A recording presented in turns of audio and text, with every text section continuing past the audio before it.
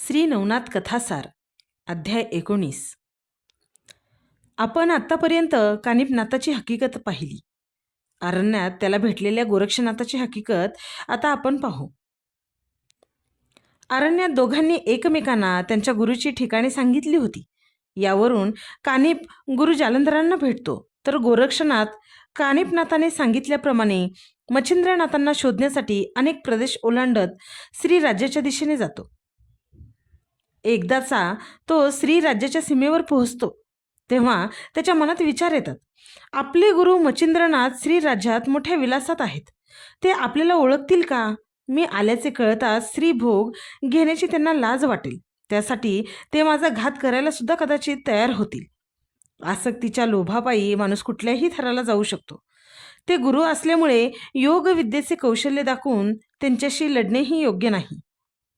या विचारात तो गुंग असताना त्याला काही नर्तिकांचा ताफा श्रीराज्यात जाताना दिसला. त्यांची प्रमुख अत्यंत रूपवान होती. गोरक्षाने तिला थांबवून कुठे जात आहे असे विचारले. तेव्हा ती मुख्य नर्तिका त्याला म्हणाली, आम्ही श्रीराज्यात राणी मैनाकिनीसमोर नृत्य करायला चाललो आहे. राणीला नृत्य दाखवून त्याद्वारे पुष्कळ संपत्ती मिळवण्याची आमची इच्छा आहे. तेव्हा गोरक्षाने मी तुमच्याबरोबर तुमचा साथीदार म्हणून येऊ का असे विचारले. तेव्हा त्या मुख्य नर्तिकेला खूप आश्चर्य वाटले. तिचे नाव कलिंगा होते. कलिंगाने त्याला विचारले, तुला एखादी कला येते का?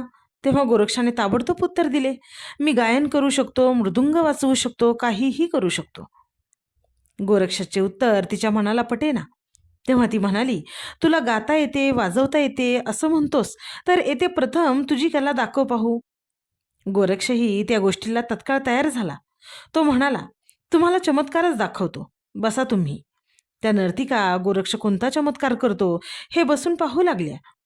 गोरक्षाने भस्म मंतरले आणि आपल्या कपाळाला, ओठाला आणि वाद्यांना लावले. तसेच ते 10 दिशांनाही फेकले. त्याने गंधर्व प्रयोग केला. त्यामुळे एखादा चमत्कार झाल्याप्रमाणे वृक्ष व दगड देखील गाऊ लागले, वाद्य वाजवू लागले. तो संपूर्ण परिसर स्वरांनी भारून गेला. कलिंगा तर आश्चर्यचकितच झाली. तिला गोरक्षाबाबत खूप आदर वाटू लागला. आपण त्याच्यासोबत राहिलो तर आपल्या जन्माचे कल्याण होईल असा विचार तिच्या मनात चमकून गेला. कलिंगाने गोरक्षाला त्याचे नाव विचारले.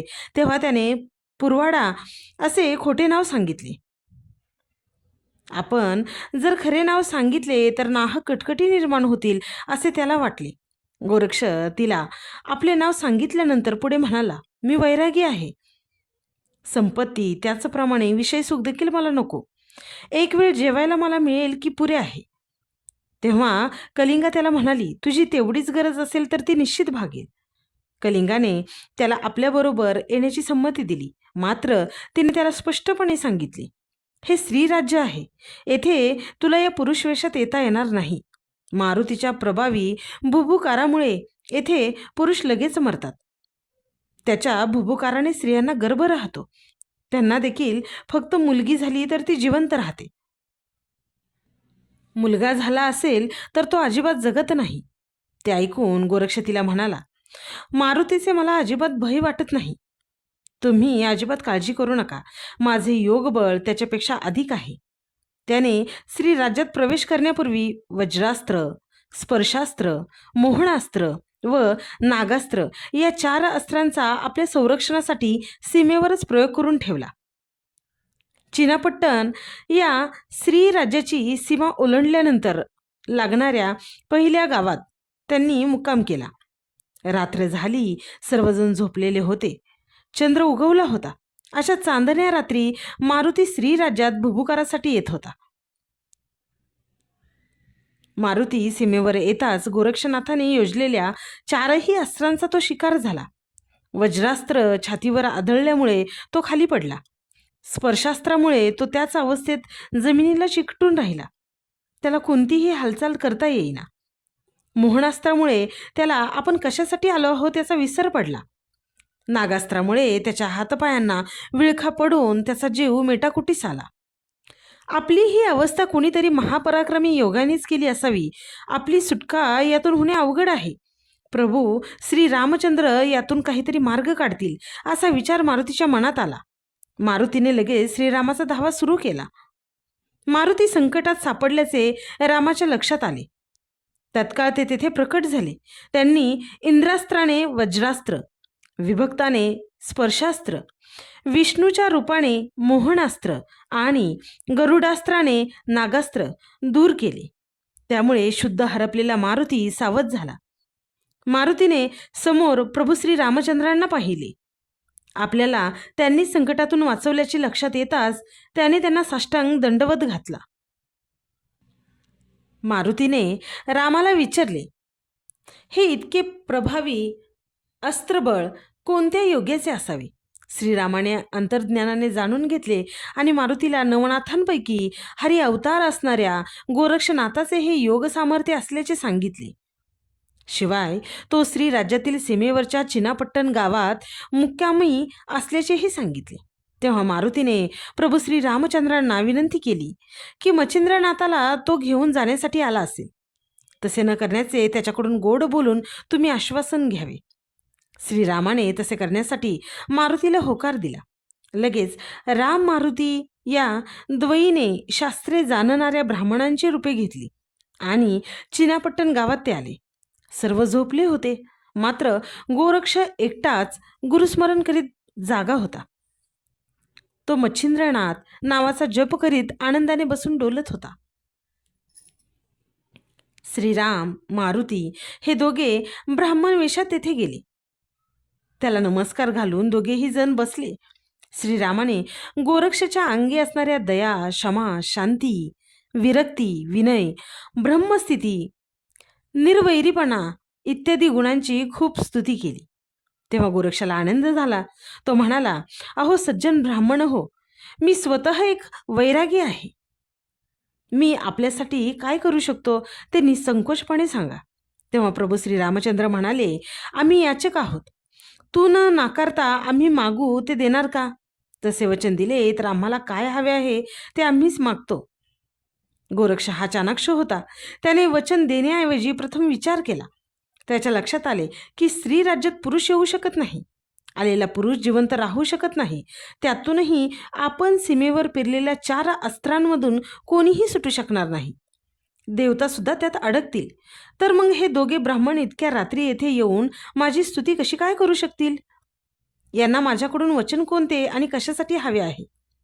हे नक्कीच कोणीतरी महान देव असतील. मी मच्छिंद्राला घेऊन जाणार आहे ते सोडून यांनी अन्य काही मागितले तर चालेल. त्याच्या हे लक्षात येताच नम्रपणे तो त्या दोघा ब्राह्मणांच्या पाया पडला आणि त्यांना म्हणाला, श्री राज्यात कोणीही पुरुष येणार नाही. मी योजलेली 4ही अस्त्रे पार करून तुम्ही इथपर्यंत आलात, या अर्थी खासच तुम्ही ब्राह्मण नव्हेत. तुम्ही साक्षात ब्रह्मा, विष्णू किंवा महेश असाल. माझ्याजवळ आमच्या नातपंथाच्या सामग्री व्यतिरिक्त दुसरे काही नाही. मी तुम्हाला काय वचन देणार? श्रीरामाने गोरक्षाचे हे बोलणे ऐकून मारुतीला इशारा केला. त्याबरोबर त्या दोघांनी आपले खरे रूप प्रकट केले. श्रीरामाने गोरक्षाला अतिशय प्रेमाने आलिंगन दिले.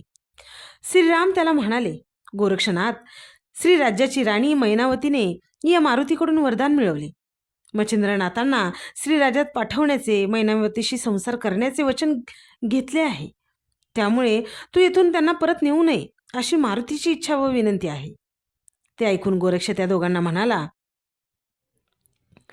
तुमच्या दृष्टीने हे म्हणणे कदाचित योग्य आहे, पण आम्ही नातपंथी असताना माझ्या गुरूंनी श्री मोहात गुंतून राहणे पंथाला काळे फासणारे आहे. ते मी कसे सहन करू? तुम्ही काहीही म्हटले तरी मी त्यांना घेऊन जाणारच. त्याच्यासाठीच मी इथे आलो आहे. आकाश कोसळले, मेरुमंदाराचे फुटून तुकडे झाले, पृथ्वीचा प्रलय झाला तरी यात काहीही बदल होणार नाही. हे त्रिवार सत्य आहे. गोरक्षाचे हे निर्वाणीचे बोलणे दोघांनीही ऐकले. त्यामुळे मारुती खूपच संतापला. आता मारुती गोरक्षाचे युद्ध होणार हे लक्षात येताच श्रीरामाने पटकन मारुतीचा हात आपल्या हाताने दाबून धरला. श्रीराम मारुतीला म्हणाले, वायुपुत्रा, तू जसा माझा लाडका भक्त आहेस तसेच हे नातपंथीय सुद्धा माझे अत्यंत प्रिय भक्त आहेत. तू त्यांच्या कार्यात अडथळा आणणे चुकीचे आहे. स्वतःचा राग आवर. एवढे चिडून उपयोग नाही. पुढे काय काय होते ते फक्त शांत राहून पहा. मारुतीला एवढे सांगून श्रीराम गोरक्षाकडे वळाले. ते गोरक्षाला म्हणाले, तुम्ही अजिबात परस्परांमध्ये भांडण करू नका.